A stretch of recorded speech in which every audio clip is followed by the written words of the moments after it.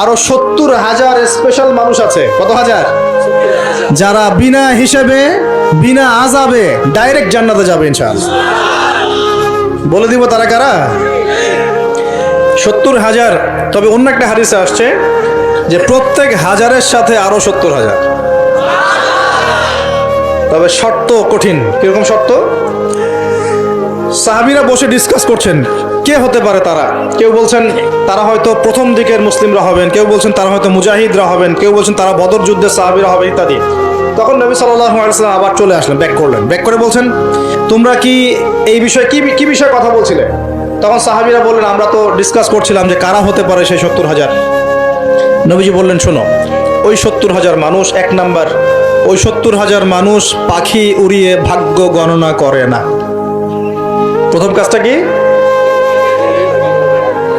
মানে তারা ইসলাম এত কঠিনভাবে পালন করে যে পাখি উড়িয়ে ভাগ্য গণনা বা হাত দেখা, রাশিফল, এরকম শিরিকের ধার কাছেও নাই। তারা শিরিকের ধার কাছেও নাই। দুই নাম্বার, তারা আগুনের শেকা বা উল্কি দিয়ে, এই ট্যাটু আছে না, ট্যাটু উল্কি আঁকে আগুন দিয়ে, এই ধরনের ট্যাটু উল্কি তারা আঁকে না শরীরের মধ্যে। এইসব কুলক্ষণে সুলক্ষণে তারা বিশ্বাস করে না।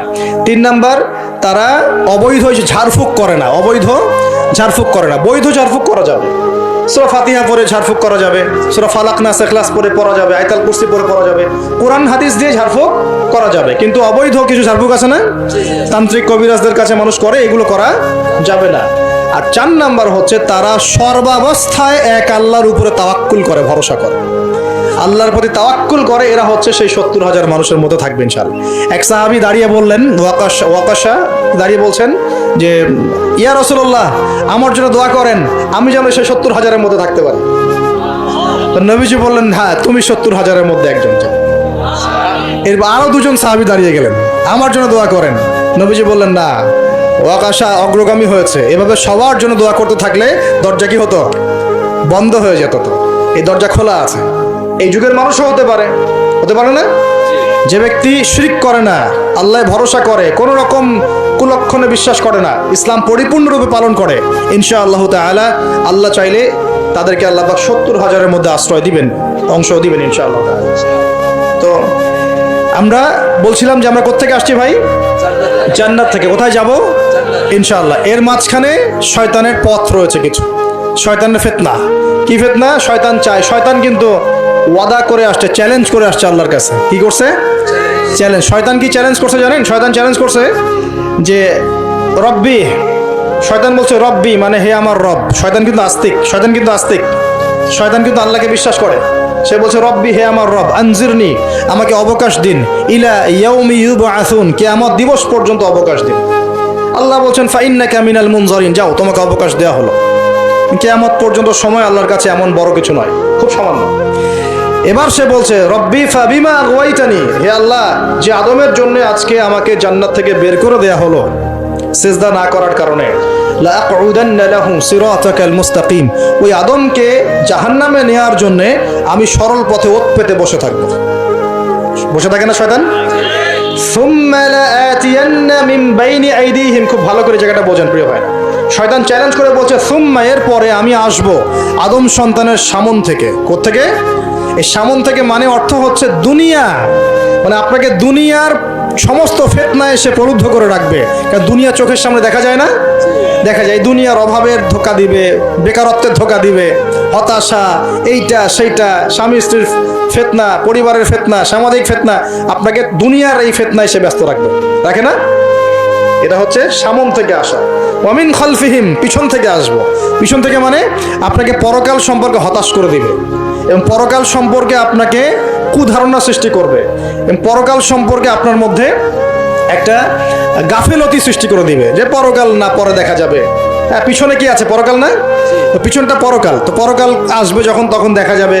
হ্যাঁ, বৃদ্ধ হলে তখন তওবা করে নিব, এখনো কি তাড়াহুড়ার কি আছে, পরে দেখা যাবে শেষ বয়সে। এরকম করে আপনাকে ভুলিয়ে ভালিয়ে রাখবে পিছন থেকে। আবার হতাশ করে দিবে, আমার পরকালে আমার জান্নাত হবে না, আমি তো এত আমল করতে পারি নাই, হ্যাঁ, আমার কি হবে, আমার আত্মহত্যা ছাড়া কোনো পথ নাই। এভাবে হতাশ করে ফেলবে আপনাকে পিছন থেকে। সুম্মা লাআতিয়ান্না মিন বাইনি আইদিহিম ওয়া মিন খালফিহিম, সামন থেকে আসবো, পিছন থেকে আসবো, ওয়া আন আইমানিহিম, ডান দিক থেকে আসবো। ডান দিক মানে কি? এটার ব্যাখ্যাও চমৎকার। ডান দিক মানে কি? আমরা বলি না ডান পক্ষ খুব ভালো মনে করি না? ডান পক্ষ ভালো, ডান দিকটা ভালো, শুভ মনে করি তো। ডান দিক হচ্ছে আপনাকে নেক্সট সুরতে সে ধোকায় ফেলবে। ডান দিক মানে কি? নেক্সট সুরতে ধোকায় ফেলবে। মনে কর ডান দিক মানে ভালো, মানে আপনি নামাজ পড়ছেন কিন্তু নামাজের মধ্যে শিরক ঢুকাই দিবে, মানুষ দেখতেছে ভালো করে নামাজ পড়ে, নামাজ যাকাত দিচ্ছেন, দান সৎকার করছেন, মনের মধ্যে রিয়া ঢুকাই দেবে, ভালো কাজই তো করছে, ঠিক আছে? মানে হ্যাঁ, এটাও ঠিক। ওই যে হালাল প্রেমের দিকে উদ্বুদ্ধ করার চেষ্টা করবে। ডান নেক্সট সুরতে ধোকা, নেক্সট সুরতে। হ্যাঁ, নেক্সট মানে আলেম হয়েছে মানুষ, সবাই একদম বড় বক্তা আলেম সব বলছে, মনের মধ্যে অহংকার, নেক্সট সুরতে ধোকা, ঠিক আছে? বা মনে হচ্ছে যে এক ভাইয়ের গীবত তহমত সমালোচনা করাকে সে দিনের পথে সংগ্রাম মনে করছে, নেক্সট সুরতে ধোকা। হ্যাঁ, এক ভাইয়ের সমালোচনা করা, গীবত করা, তার চরিত্র উদ্ধার করে ফেলা, এটাকে সে মনে করছে যে দিনের জন্যই করছে, ঠিক আছে? নেক্সট সুরতে ধোকা, নেক্সট সুরতে ডান দিক থেকে মানে কি? নেক্সট সুরতে আপনাকে ধোকায় ফেলে দিবে, ফেলছে না? ফেলছে। কিন্তু এটা কিন্তু ডেঞ্জারাস। এটা কাদের জন্য? এটা আবেদ মানুষদের জন্যই, যারা আল্লাহকে মানে, রাসূলকে মানে, চেষ্টা করে দিনের পথে চলার জন্য, এদেরকে সে ডান দিক থেকে আসবে আর কি। মানে আমাদের ক্ষেত্রে আল্লাহ পাক হেফাজত করুন বলি আমি। আর চতুর্থটা হলো ওয়ান শামাইলিহিম, ওদের বাম দিক থেকে আসবে। এটা কেমন? এটা হচ্ছে ফাসেক জালেম শ্রেণীর মানুষ যারা, তাদের সামনে মদ, জুয়া, জেনা সবকিছু উন্মুক্ত করে দিবে, এগুলোর পিছনে ছোট হয়।